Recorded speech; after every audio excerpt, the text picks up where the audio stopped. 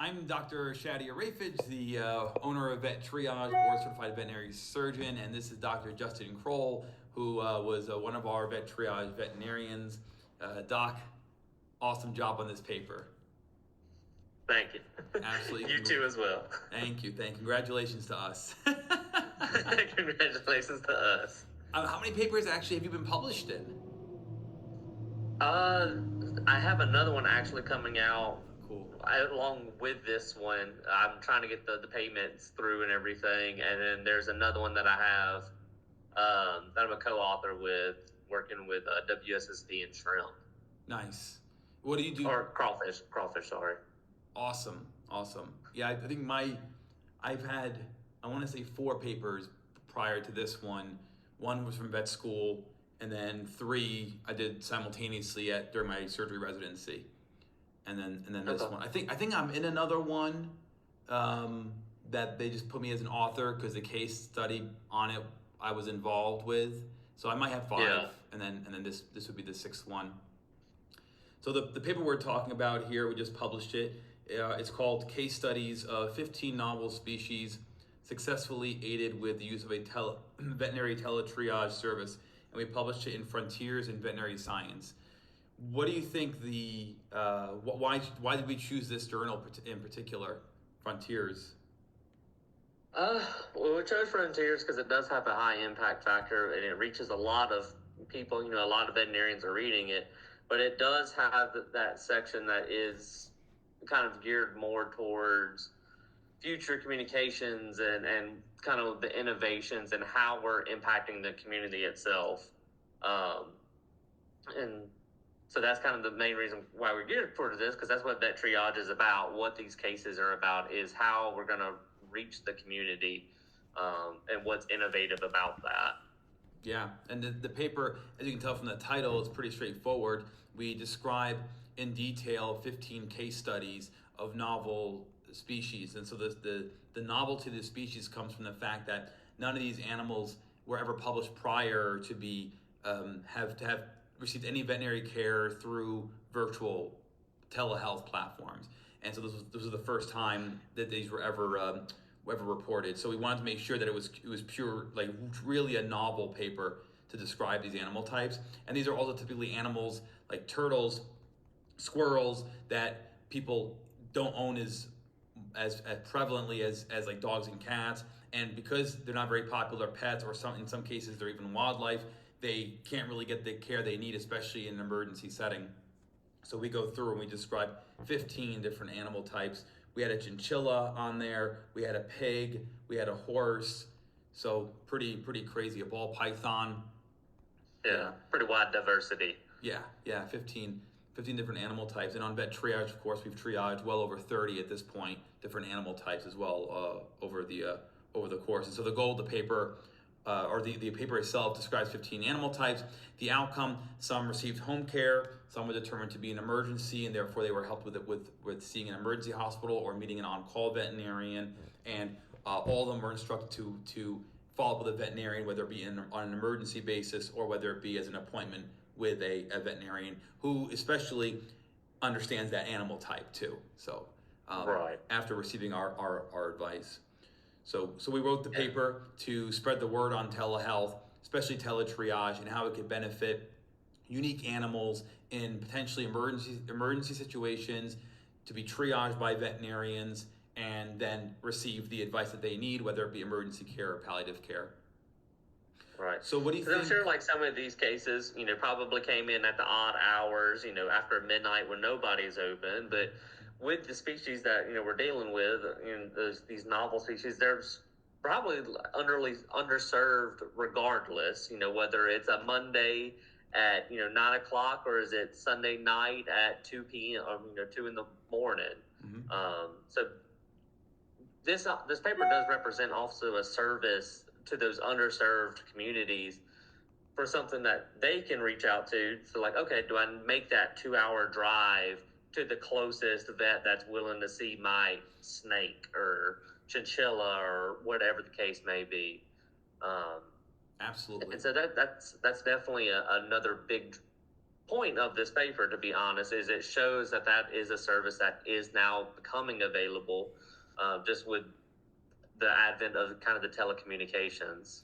And also it breaks down the scarcity of accessing veterinary care. So it's not just access to care, it's spectrum of care. And when you have a novel animal type, it's not just finding a veterinarian, which is access to care, it's also, does that veterinarian even feel comfortable with that animal type and that spectrum of care? So when we talk about veterinary deserts, which are defined as areas, geographic areas in the world that lack accessible veterinary care, whether it be because of transportation or otherwise, it's amplified when you talk about animal types that are more novel.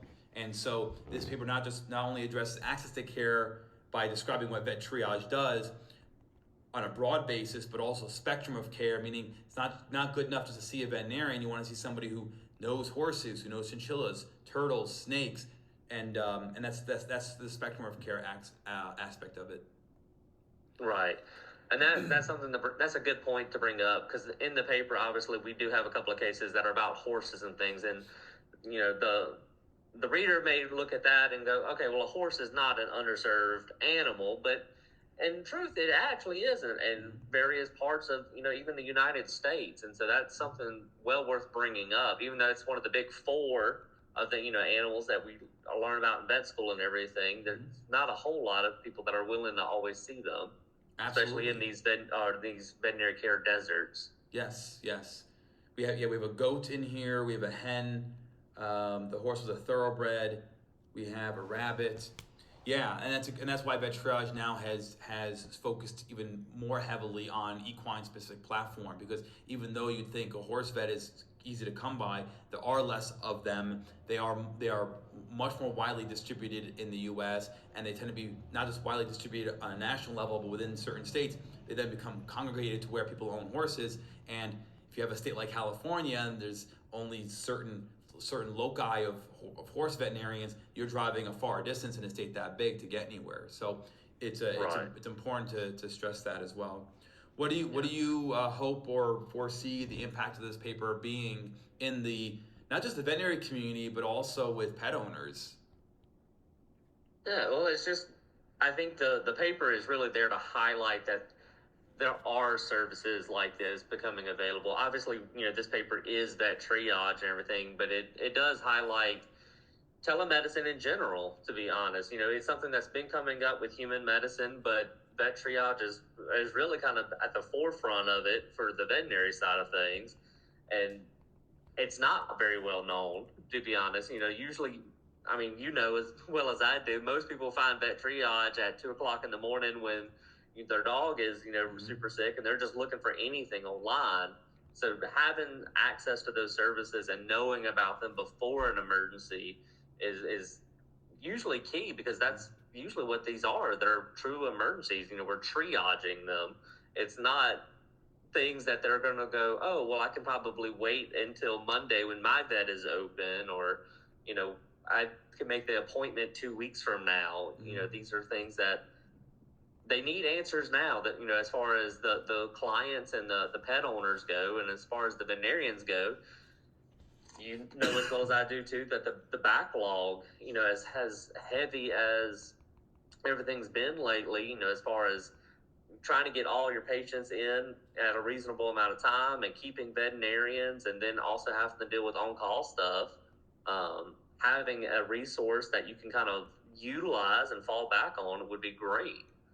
Absolutely. And in the canine and feline world, VetTriage is now fairly well known. But with these other novel animal types, you're right. They don't know that a platform even exists like VetTriage, and even less so that VetTriage is the premier platform. They're featuring 24/7 veterinarians, English and Spanish speaking, any animal type on a global scale, to perform triage and to call you into emergency if we need to, with hundreds of partnerships, or give you palliative care, which in over 80% of cases, you can avoid an actual expensive and stressful emergency visit, receive care until your veterinarian is open again, or until you can find a veterinarian and take care of that animal type, or until that pet heals if you really can't find anybody, or you're unwilling to or unable to due to finances or transportation. So hopefully it'll increase exposure, not just in our veterinary colleagues in the field, but also pet owners And especially pet owners that own novel animal types, they'll pick this paper up and say, "Oh, this is awesome. This is a great option, especially if I'm in a pinch in the middle of the night." So, great. Yeah, we're very proud of this paper. We've got bigger things to come as well. Doc, what do you do currently in your days as a veterinarian? What are you doing? What are you doing? Yeah. So currently, actually, right now, I'm working for Banfield as a small animal practitioner in Alabama. But I'm still also currently working on a PhD, looking at fish and crustacean viruses primarily. So the diseases that affect those. So as far as novel animals go, Yeah, that's kind of my bread and butter. There's not a whole lot of veterinarians that are looking at fish and shrimp and crawfish and things of that nature. and I presume you're looking at these animal types from like a food production standpoint, or also as personal pets, or both? It's somewhat both. Most of it is going to be food production, so the catfish industry, for instance, but also for game fish, so like the salmon and trout industries, and then with shrimp, I was doing a lot of work with invasive species actually, and invasive viruses that are now in U.S. waters. Wow. The primary one being WSSV. See, everybody, this is the heroes behind the scenes. The Keeping heroes. us safe, keeping these animals safe. Love it. I love it. Well, thanks, Dr. Justin Krol. It was fantastic work on this paper. I think it took us at least, well over a year to get this thing going and editing it. It's about a year, yeah. Yeah, so a lot of work went into this, but hopefully we get a lot of eyeballs on it and continue fighting the good fight. For sure.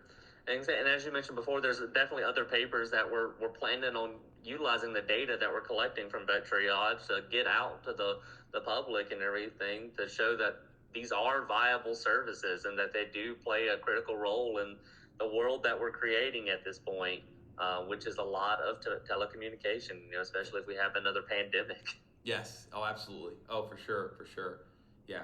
The utility of this is pretty grandiose, and it's not meant to be in competition with brick and mortar. It's an adjunctive service for hospitals to be able to leverage us when they're understaffed or at capacity, and they can utilize VetTriage whenever they're feeling that they're stressed out or just not operating at their optimal level. So it's pretty cool.